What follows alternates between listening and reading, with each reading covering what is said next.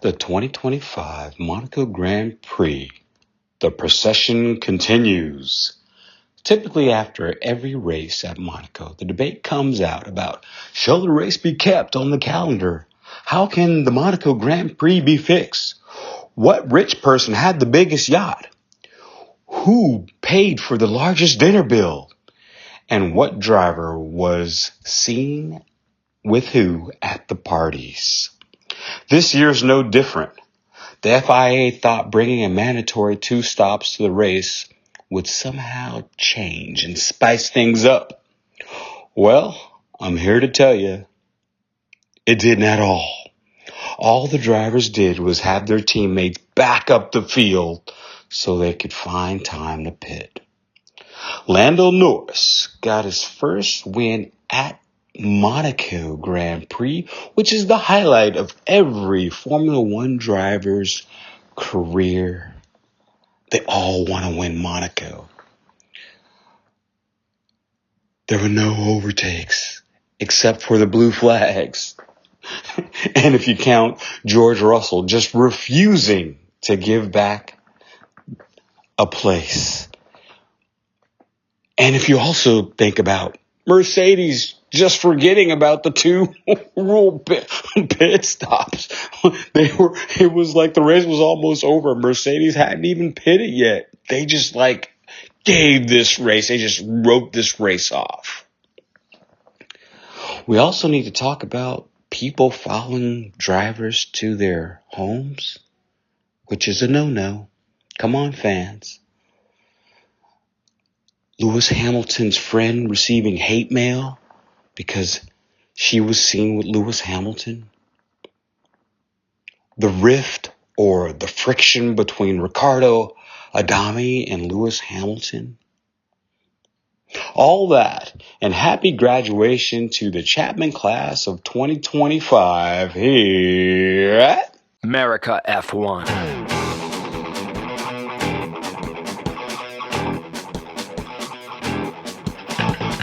Merica F1 coming to you straight from San Francisco, California. Sherman Tillman, Michael Lawler. Merica F1.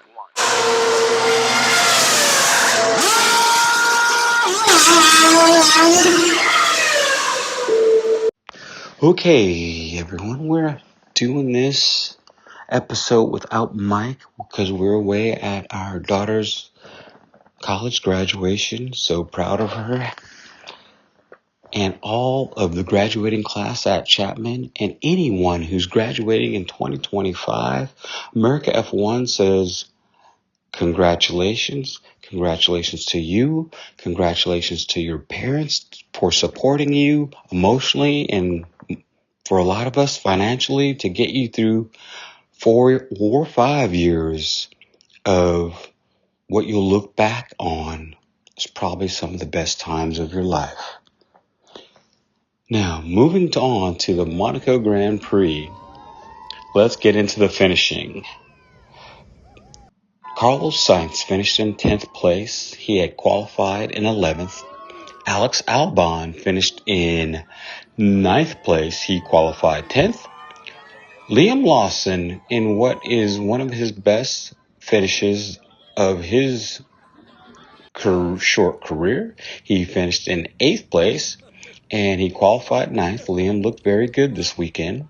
Esteban Ocon, who is slowly constantly finishing in the top 10, and really no one's really talking about Esteban. Esteban's doing a hell of a job over there at Haas. He finished at 7th place, qualified in 8th, and the rookie that I think is just as impressive, or if not more than Kimi Antonelli, Issack Hadjar, who qualified in 6th, finished in 6th, and had the best qualifying of any rookie at Monaco other than Lewis Hamilton. And Issack Hadjar, he is one impressive young man. Now, we first saw Isaac last year when we were at Silverstone, and we knew he was going to get the ride. And actually, I was in the paddock with Isaac's family, very nice people. And Isaac is just going about his job.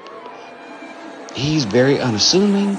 He's just really diligent, a nice young kid, and we are so happy for Issack Hadjar and his family. Keep it up, keep your head down, and keep on racing, Isaac.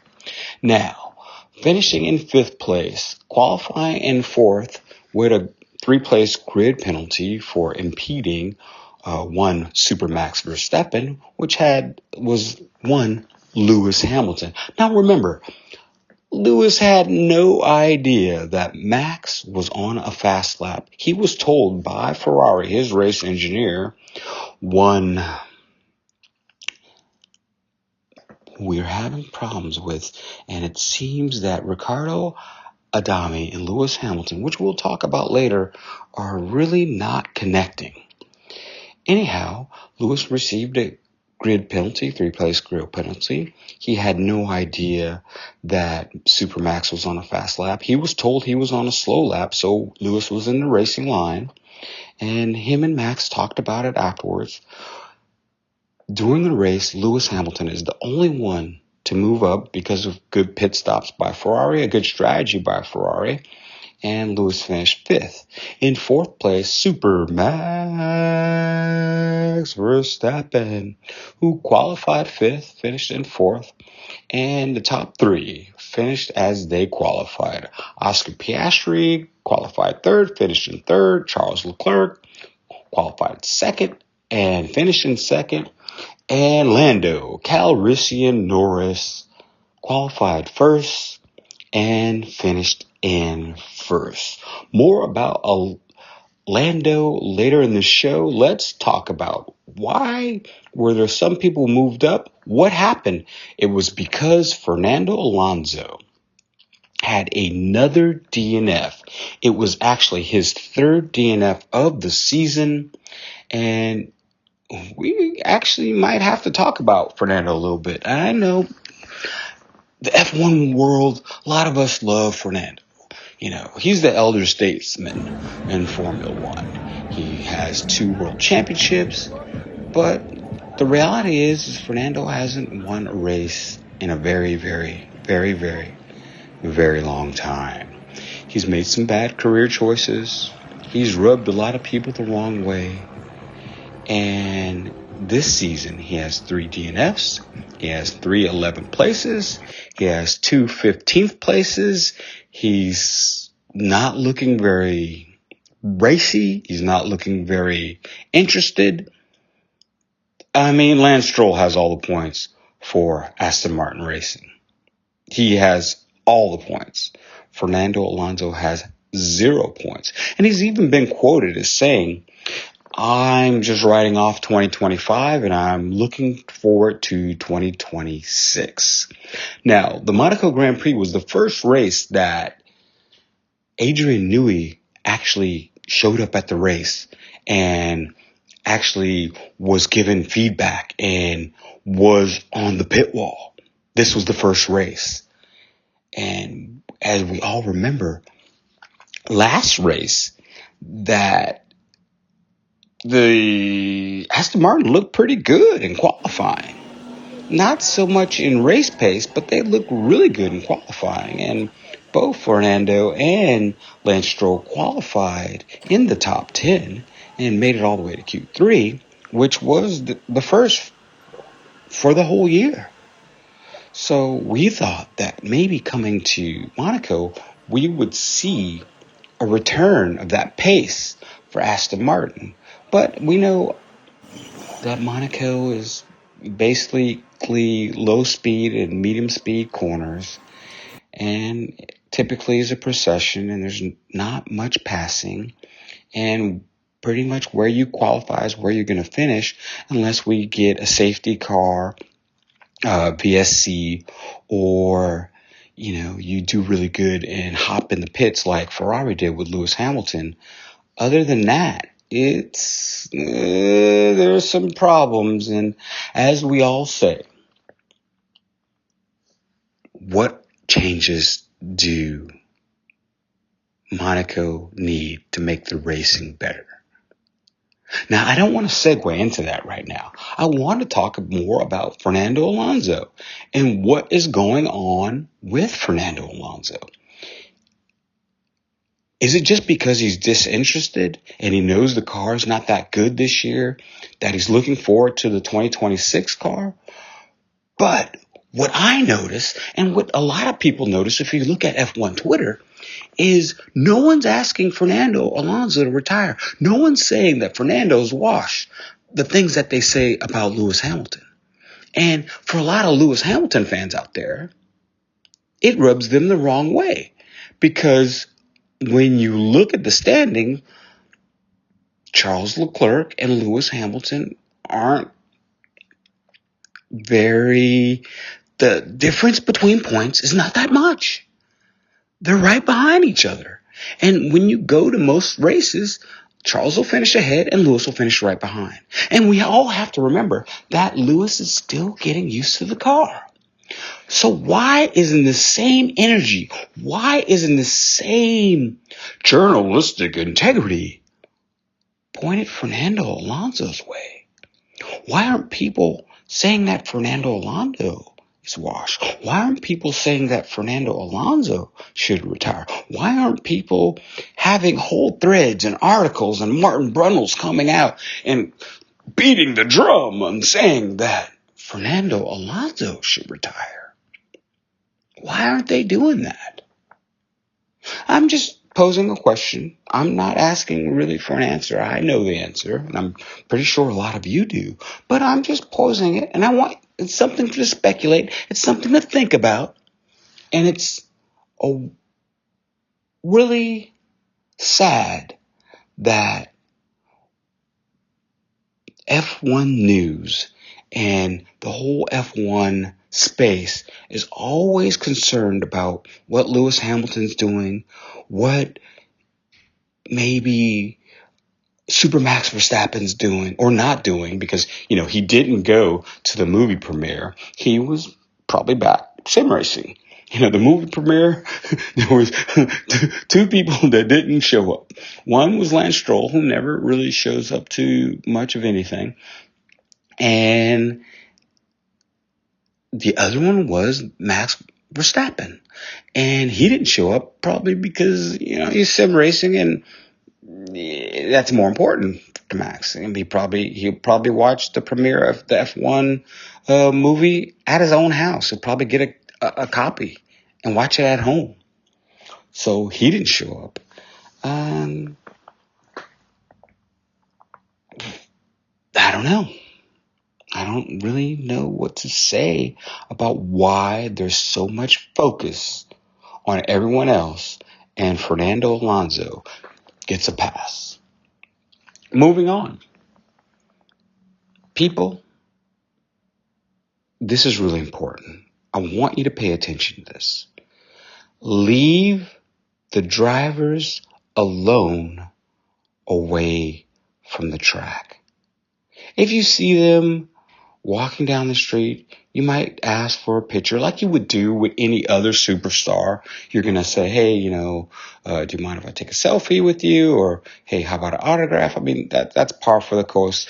That is what you get when you are a celebrity. These are the things that you probably don't wish for, you don't ask for, but this is part of being a celebrity. But people, come on.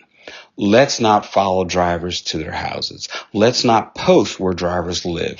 Let's not do that. It's a total security issue. A lot of these drivers have families, and a lot of them have friends that stay with them. A lot of them have, they need their personal space. And you, as an F1 fan, shouldn't be following them to their houses, shouldn't be posting where they live, and you shouldn't be waiting for them when they leave their homes just for a picture or an autograph. Now, there has to be a separation here. F1 fans, you have to do better. Okay? You have to do better. And if you know of one of your friends saying that they're going to post somebody's address, I want you to tell them to stop. Don't do that. it's up to other fans to police these other fans that are totally out of their mind and doing things that a normal person wouldn't do, shouldn't do. There has to be a line in the sand. And our drivers' safety is paramount, whether they're on the track or off the track. Now, Lewis Hamilton and Riccardo Adami, they seem like oil and water, don't you think? I mean, they don't seem to be getting along too well. So far this year, we got Lewis Hamilton. I don't know the race situation, mate. Adami, box for mediums. Yeah, mate, I'm just a little bit lost out here. Very sporadic info. Hamilton pits, lap 58 for mediums. He's out on P5. Lewis Hamilton. Okay, so where's everyone? I don't need to know where Verstappen is. Who's ahead of me, who's behind me, and which position am I in? Doesn't get any information.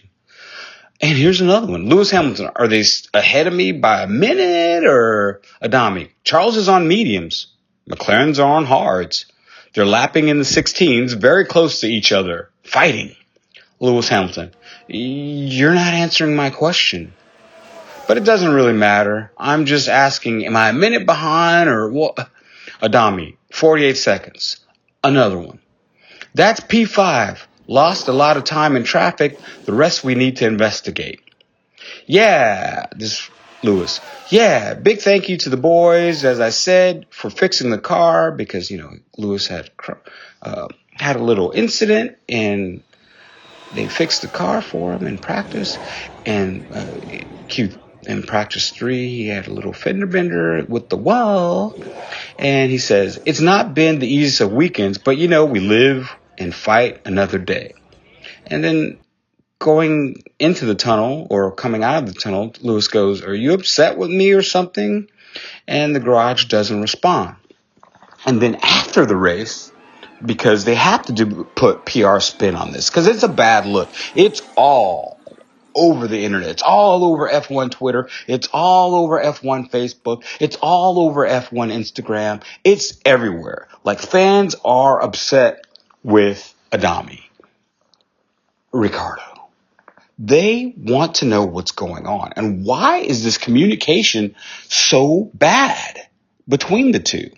And it's not like Riccardo's first rodeo. He was the engineer for Carlos Sainz. And some are saying that maybe it's because he was the engineer for Carlos Sainz that he's throwing shade and not trying to help Lewis out. That's kind of interesting, but it's your job. But I don't blame Riccardo. He, to me, doesn't seem like he knows the English language, the nuances of the English language that well, to me. But it also seems like that Fred Vasseur should step in and do something about this. Because Fred put out, and this, in my opinion, was total PR spin, total 100% PR. He said, well, Riccardo had left. The race was near the end, and Riccardo had actually left the pit wall. And some people are putting up memes like Riccardo went to go to get an espresso or a cappuccino or something like that. I don't know. But my thing is one, why would he leave the pit wall? What if Lewis got into a crash? What if something happened on that track while they're still in the car that Lewis need information for? You, as an engineer, should never, unless you got to go to the bathroom and you got somebody to cover for you, you never leave the track radio while your driver is still in the car. That is a huge safety issue. That is a huge no-no. So if Fred's allowing that, because that's what they put out in their little PR trying to cover their tracks, you shouldn't allow that, Fred. Fred Vasseur, that is a safety issue.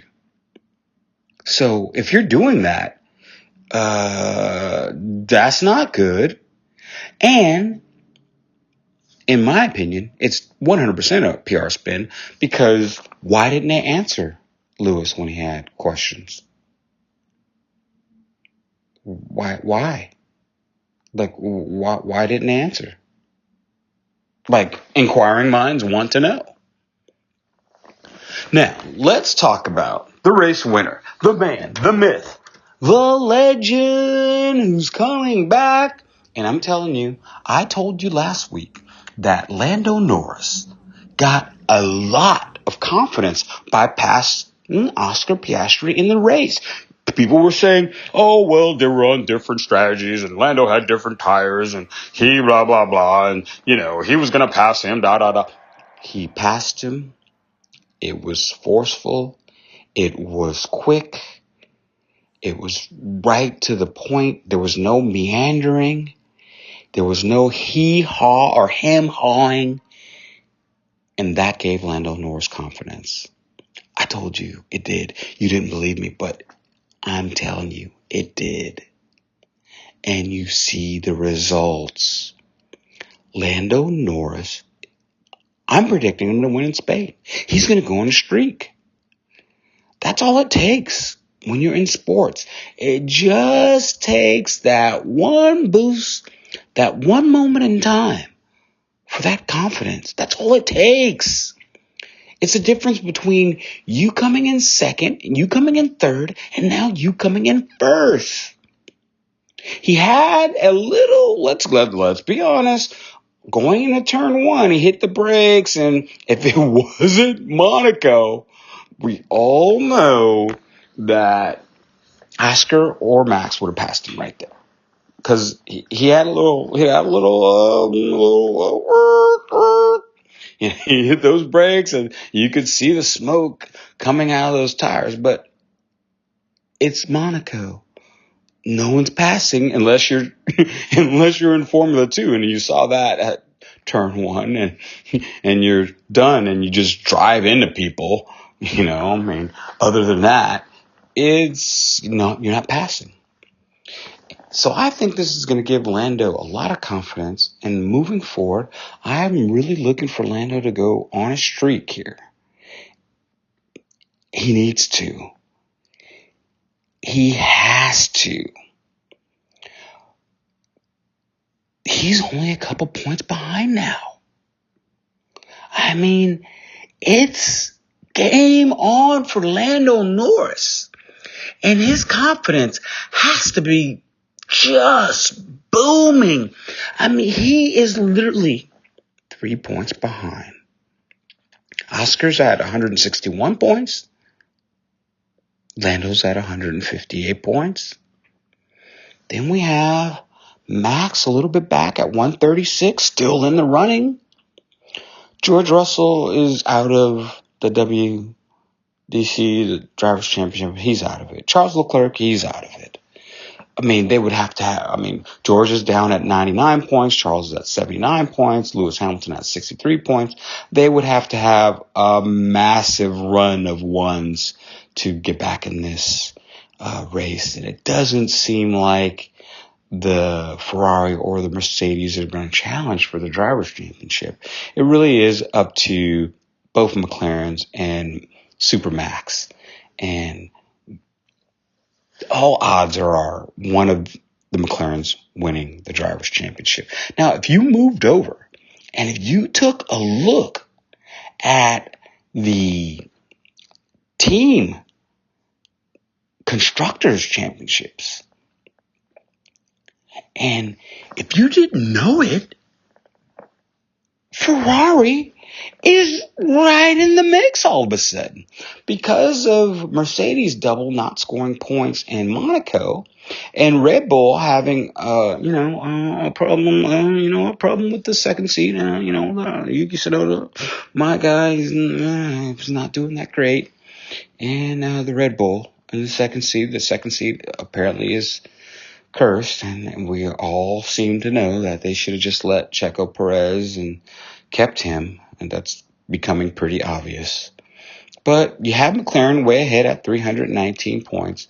It's going to take a miracle for one of the other teams to win the Constructors' Championship, as long as Oscar and Lando are finishing in the top three. And they're pretty much going to be the Constructors' Championship back-to-back. Now, you have Mercedes at 147 points, Red Bull Racing at 143 points, and then you have Ferrari right there at 142 points. Now, remember, Ferrari had a double DNF. They have 142 points. Their car is seeming these last two races a lot better with these upgrades, and Lewis Hamilton is seeming to get to grips with the Ferrari a lot better. Now, if they can only get this communication down on the Hamilton side of the garage, Scuderia Ferrari could finish second in the Constructors' title. They have the two better drivers. When you compare George Russell and Kimi Antonelli, who's a rookie, and then you compare Max Verstappen and Yuki Tsunoda, who's just not doing so well in the second seat, Scuderia Ferrari can finish second. There is no doubt in my mind. And matter of fact, I'm calling it here. Scuderia Ferrari will finish second in this Constructors' title. If Fred does his job. He came to Ferrari to change everything. He came to Ferrari to lead them to a Constructors' title. They got Lewis Hamilton to help Charles Leclerc make that dream come true. Now, when there's trouble, and there's trouble, Fred, you need to fix it and get that Ferrari up into second place. Now, what do we see for Spain? I see Lando Norris winning Spain. I do. I think Lando has the confidence. I think that Lando can do it. Now, I don't know what you think out there, but it's looking pretty good. I think Lando can do it. But the thing about Spain is we're going to see some passing. It's a real racetrack. The drivers love it. My prediction is I'm going to go with Lando Norris 1, Oscar Piastri 2, and I'm going to be a total chicken. It's either going to be Charles, Max, George, or Lewis in third. I'm totally going to be a chicken. I have no idea who's going to. I know it's going to be the two papayas up there in the front. I have no idea who the third seat's going to be. But thank you for joining us on this graduation week for my daughter and your kids out there in Formula One land. We will all want to say congratulations. We'll be doing next week's show again with Mike. We're out doing the show alone, enjoying the sun and basking in the glow of when your kids graduate. It's like you get a raise, because the money I spent for this college education, I literally could have bought a house in most American states, in most American cities. And we have to look at that in America, why the college tuition is so high and why we're putting so many young people in debt as they start their life. On that note, a good day to you all, and keep on racing, everybody.